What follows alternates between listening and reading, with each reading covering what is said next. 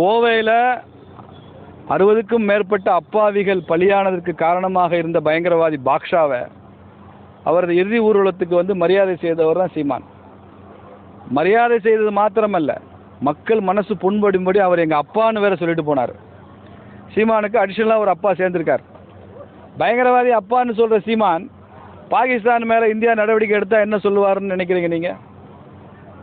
இந்த பயங்கரவாத தாக்குதல் என்பது இந்தியாவுக்கு வெளியில் உள்ள எதிரிகளை அடையாளம் காண்பது மாத்திரமல்ல, நம்ம நாட்டுக்குள்ளே இருக்கிற எதிரிகள் யாருன்றதை அடையாளம் காண்பதற்கு இது உதவும்.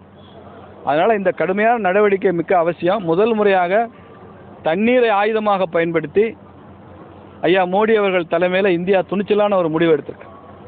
ஏன்னா அதுக்கப்புறம் 65 யுத்தம், 70களில் யுத்தம், கார்கில் போர், இப்படி எவ்வளவோ போர் உச்சகட்டத்துக்கு போனதில் கூட சிந்து நதியினுடைய ஒப்பந்தத்தை நாம் ரத்து செய்யலை. இப்போது செய்திருக்கிறோம் என்றால் இது லாஸ்ட் ஸ்ட்ரா ஆன் கேமல்ஸ் பேக்னு சொல்லுவாங்க. கடைசி சுமை இது. இனிமேல் அச்சு முறிஞ்சு போகும். இதே மாதிரி பயங்கரவாத தாக்குதல் தொடர்ந்து நடத்த அனுமதிக்க முடியாது. பாகிஸ்தானுக்கு ஒரு பாடம் கற்பித்துத்தான் தீர வேண்டும் என்ற முயற்சியில் தான் இது நடந்திருக்கிறது. இதை தேசபக்தர்கள் வரவேற்கிறாங்க. இதுவரைக்கும் எந்த உலக நாடும் நீங்கள் சிந்து நதியில் தண்ணீரை நிறுத்துவது, ஒப்பந்தத்தை ரத்து செய்தது தவறுன்னு ஐநா சபை சொல்லலை, அமெரிக்கா சொல்லவில்லை, ரஷ்யா சொல்லவில்லை, சீனா கூட சொல்லவில்லை. சீமான் சொல்கிறாருன்னா அவரது தேசபக்தி அப்படியே எங்களுக்கு புல்லரிக்க வைக்கிறது. சீமான் இந்த மாதிரி நேரங்களில் கொஞ்சம் அடக்கி வாசிக்கிறது நல்லது. எல்லா தருணங்கள் மாதிரியும் அவருடைய மோட்டார் மவுத்தை இப்போ காமிக்கக்கூடாது. இது தேசபக்தியை காமிக்கிற நேரம். He should control his motor மவுத்.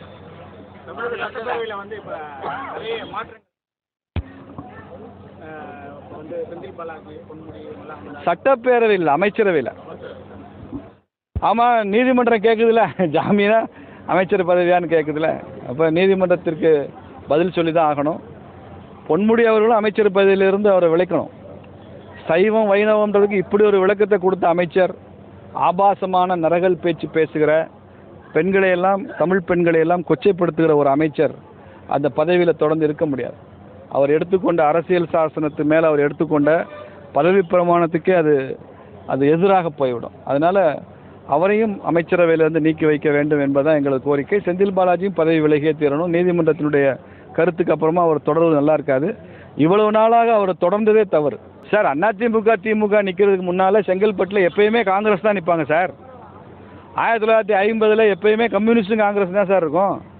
அதுக்கப்புறம் திமுக அதிமுகன்னு மாறிச்சுல. அது மாதிரி இப்போ பிஜேபி எந்திரிச்சு வருதுல்ல. இதே செய்யூரில் விடுதலை சிறுத்தையில் எம்எல்ஏ இருக்கார்ல. இப்போ ஒரு 10 வருஷத்துக்கு முன்னால் இங்கே விசிகா நிற்கும், எம்எல்ஏ ஆகும்னு யாராவது சொன்னாங்களா? இல்லை. அப்போ ஏன் பிஜேபி வரக்கூடாது? Visika MLA வரலான்னா BJP MLA வரக்கூடாதுங்க. வருவோம் சார், அதுக்கு தான் கட்சி வச்சுருக்கோம். நாங்கள் வளர்றதுக்கு தான் கட்சி. திமுகவுக்கு பட்டா போட்டு கொடுக்கல தமிழ்நாட்டை. செங்கல்பட்டு மாவட்டம் திமுகவுக்கு எழுதி கொடுத்த பட்டா இல்லை. அந்த பட்டாவில் பங்கம் பண்ண தான் பிஜேபி வந்திருக்கு.